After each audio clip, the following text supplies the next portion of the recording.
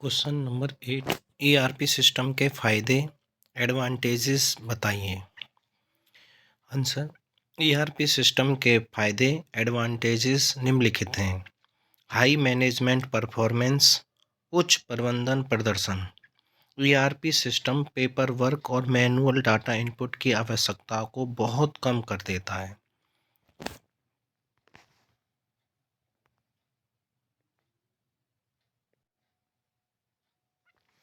Number 2, better accuracy and availability of information. बेहतर सटीकता और सूचना की उपलब्धता। एडवांस ईआरपी सिस्टम उत्पादन, बिक्री, आपूर्ति या ग्राहकों पर जानकारी की प्रभावी और केंद्रीकृत संग्रह, प्रसंस्करण और भंडारण को सक्षम बनाता है। नंबर 3, प्रिसाइज प्लानिंग, सटीक योजना। कंपनी के प्रबंधन कर्मचारी और व्यापार विश्लेषण नई रणनीतियों को तैयार करने या मौजूदा में सुधार का सुझाव देने के लिए एकत्रित डाटा का अधिक प्रभावी ढंग से उपयोग कर सकते हैं।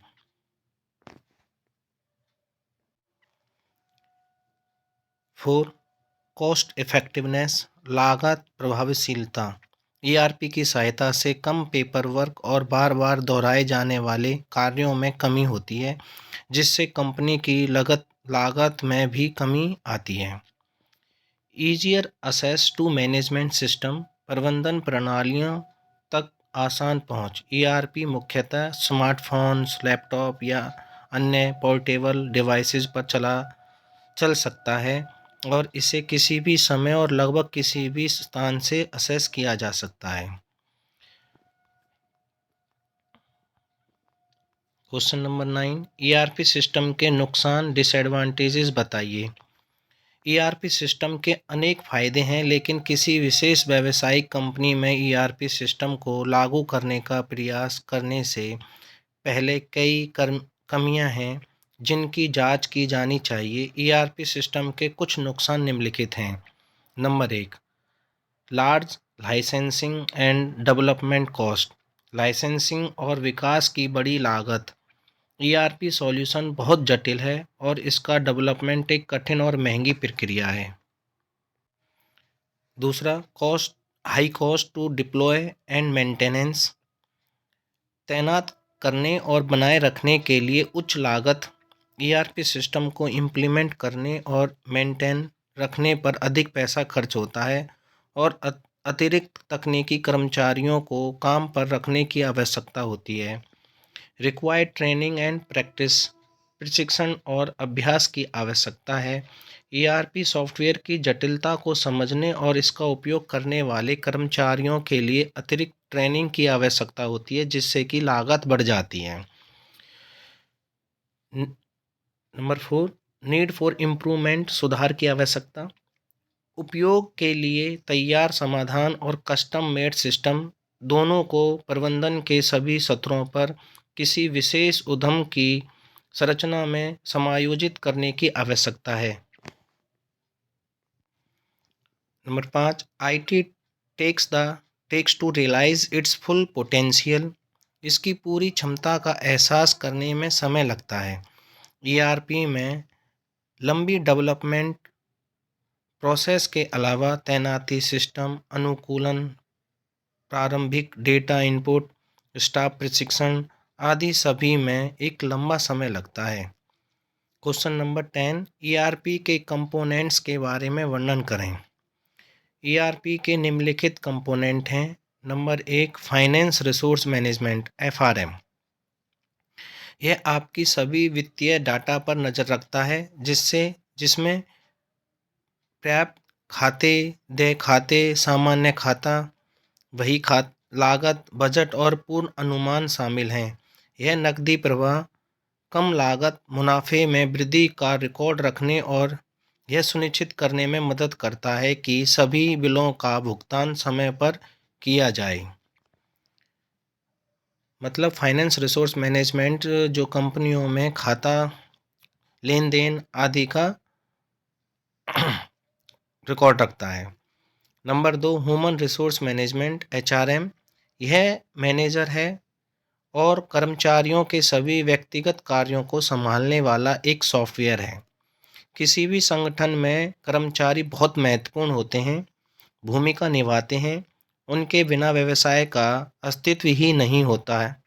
यह घटक कर्मचारियों को स्वचालित भुगतान, करों का भुगतान, परफॉर्मेंस रिपोर्ट तैयार करना, अटेंडेंस ट्रैकिंग, प्रमोशन, कर्मचारियों के काम के घंटे और छुट्टी के समय तय करने के लिए जिम्मेदार है।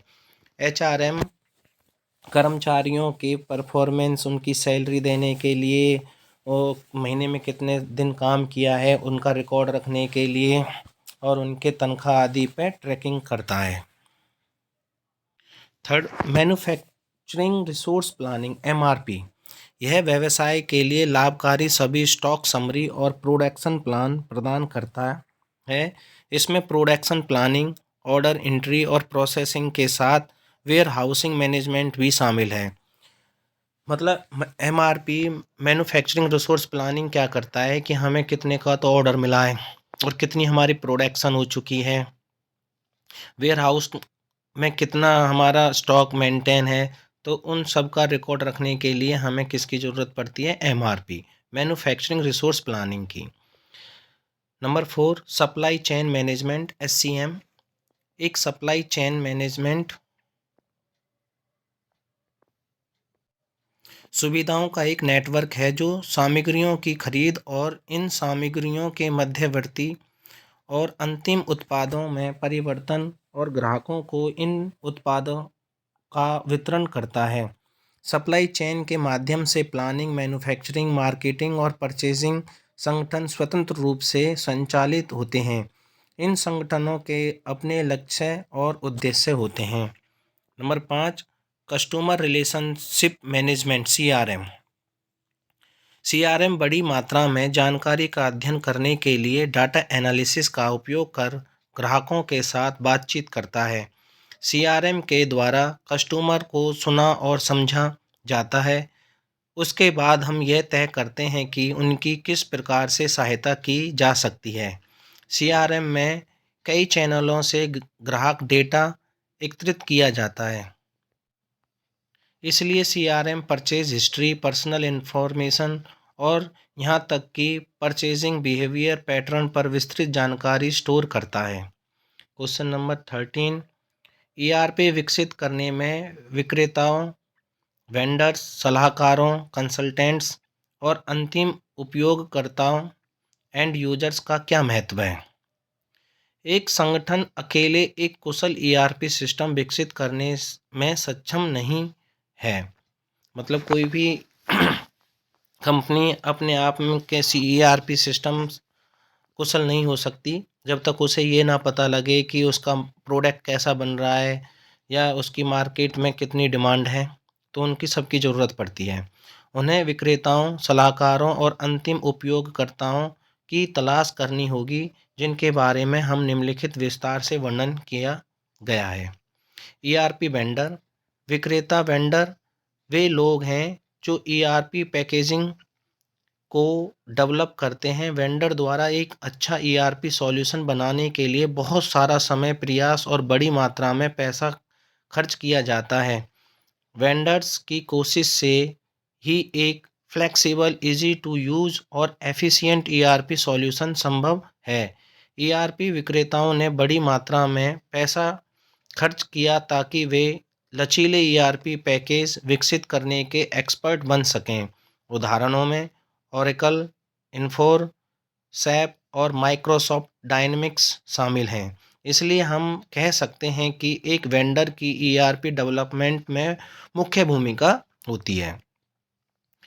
नंबर 2, कंसल्टेंट्स, सलाहकार वो पेशेवर लोग होते हैं जो इम्प्लीमेंटेशन प्रोसेस से निपटने के लिए विभिन्न तरीकों और तकनीकों का विकास करते हैं और इम्प्लीमेंटेशन प्रोसेस के दौरान आ रही विभिन्न समस्याओं से बचने में भी मदद करेंगे।